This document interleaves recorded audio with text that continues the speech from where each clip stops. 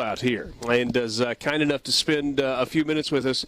We'll talk more about about M-Trade Park and about this tournament coming up in our next segment, but always enjoy catching up with you. What's up, my man? Not much. How you been? Are you staying in shape during the off season? Because before you know it, preseason NFL gets started. Yes. They expect you guys to be ready when you get there. Yes, you got to. And as you age, it's a little tougher, so you got to stay on top of it. What is the what's the expectation? What's the off-season training regimen like for you and your colleagues? You know, everybody does a little bit different, but you just want to, once the season starts, you want to come in shape, because if you got your first games down in Florida somewhere, you better be ready to go. So we all stay on top of it, in different ways. Yeah. Different techniques. Is there any kind of like a fitness test when you guys come back before the start of the season? No, there's not. We do a physical. This is one of these deals where it's a professional thing and they expect you to be ready to go. Yeah, you better be ready to go. However you need to do it, just be ready to go. All right, so you mentioned heat early in the season. You go down to Miami, playing outside, sweltering. Tampa's like that, probably some other spots as well. Yeah. A lot of dome stadiums where it's not so bad. And then on the flip end of the season, you get the really cold weather.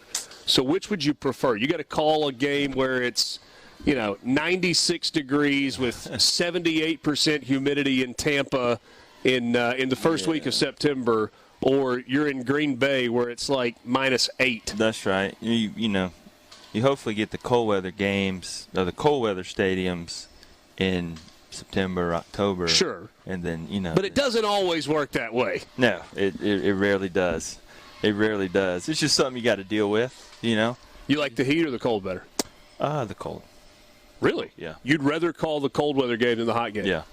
Yeah. I can stay warm, but it's tough to get cooled off in that heat. When it's hot, it's just on you. What's the toughest weather situation? By the way, if you don't know this, Brad is an NFL official. I feel like that's self-explanatory at this point. Right. But if you don't know that is another of Brad's jobs. So what's the most difficult environment that you've had for a game that you've called?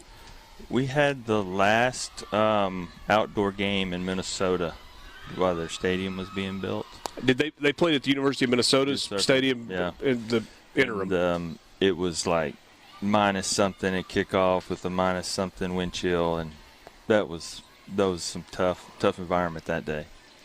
I've heard, I don't know if it was you or maybe your dad that mentioned this, basically a scuba suit. Is that what you guys will wear underneath the referee's uniform? Yeah, it's like a ski suit or scuba suit, and just neoprene. Yep, that's the ticket right there. You'll be good to go. Your hands and toes, it's another story, but you get that thing on, you'll be all right. Is it the one that's got the feet that it covers your feet too? Some of them have the feet. I don't know how you'd get your shoes on for that, but mine just went down to my ankles, and we were off and running. So we were talking before you came on, college baseball stuff, guys entering the transfer portal, assistant coach spots open in some places, everybody trying to kind of figure out their roster. Take me back to the time when you played at Mississippi State and what it would have been like for you and your teammates had the NIL rules been in place. Because you guys were a popular team, a successful team, couple of trips to the College World Series. Yeah. Oh, wow. Bank account would have been better, right? Absolutely. I would have had a better start to my, my working life back in the day. I mean, when I played at State, like if you wanted to transfer, the way I remember it, where you were sitting out a year, regardless. And there was a lot more, hey, you're here for 4 years, let's work together, let's figure this out, and now it's something's wrong. You can be out in another program just like that. So it was a lot more restrictive when I was at State. Did you play right out of the gate your freshman year? I did. Okay. I started at second base, and then my sophomore year I played mostly second, some short, and then my junior year I played short and center field a little bit, and then I finished my career at shortstop. Yeah. Yeah. Did you prefer being on the infield, which is kind of what you had always done? Oh yeah, that's all I'd ever done. I think when I went to center, we were dealing with an injury for a couple games, like for 10 games, and then I went back to shortstop. So yeah, senior year. So your career is not one being that a little unique in that you were there for 4 years. That rarely happens with somebody that gets drafted anymore. But not only that, but you played from the get-go. So I don't know that transferring would have been something that you would have entertained anyway. Again, on a successful team and you're playing. But if you think back about some of your teammates, right, guys that were good, but maybe weren't scratching the roster, you would understand, right? Yeah. Oh, yeah. I mean, we had our starting catcher my junior and senior year, Barry Patton. I mean, he didn't play at all. I mean, he had to wait his time. Yeah. And it just seems more rare nowadays. If you're not playing, they're going to go somewhere where they are going to play. Yeah. So. Visiting with Brad Freeman. He is the director of M-Trade Park. Clay Brownlee's guy that we work with on a regular basis. He's here, too, just hanging out. Clay never likes to visit with us on the radio, though. I know. We may get him the headset here soon, though. At some point? Don't you think? Maybe the last half segment or something? Yeah, we'll work on that. Yeah. I'm good for whatever. Yeah, he's the man, so we got to get him on. Yeah. Hey, do you ever jump on any of these, like you get the big, nice reel mowers? Yeah. They cut them like a golf course green with that. Do they ever let you? Yeah, I absolutely do, but I have to wait till our maintenance staff is gone because they would kick me off of it during the day. So if anybody was actually here, you wouldn't be able to do it, but then you'd go.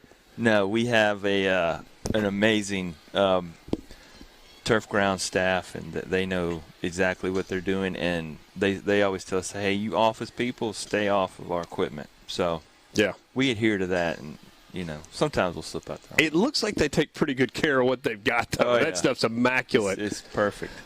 Visiting with Brad Freeman. So you were an SEC official before you were an NFL official. Obviously the goal, if you're a kid growing up, you may want to play in the SEC, but you want to be in the big leagues. You want to get to the NFL. I'm assuming same thing if you're an official. You want to get to the highest level. But what about those Saturdays in the fall? When you were on campus, as compared to the environments that you're in now in the NFL, which are in a lot of places a little more corporate, a little more sterile. Yeah. No,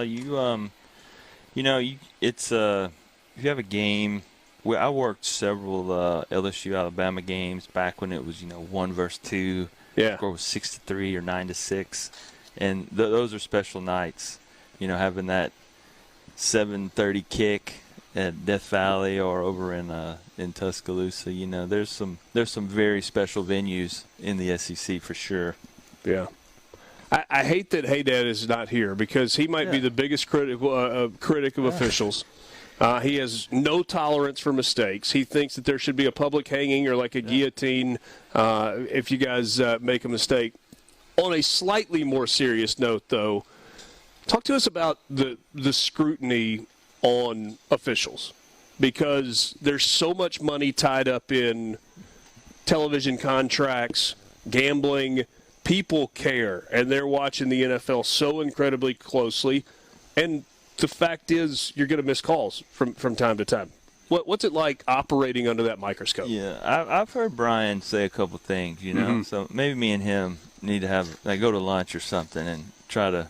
Hey, go to lunch. You might have just go wrestle over here. You just get him to zip it. I'm not going to mess with Brian, But when you're official at any level, even these guys out here today working the tournament, we work very hard to get it right and care very deeply about what we do. Yeah, it's hard, isn't it? Yeah. It is. It is. It's not an easy job.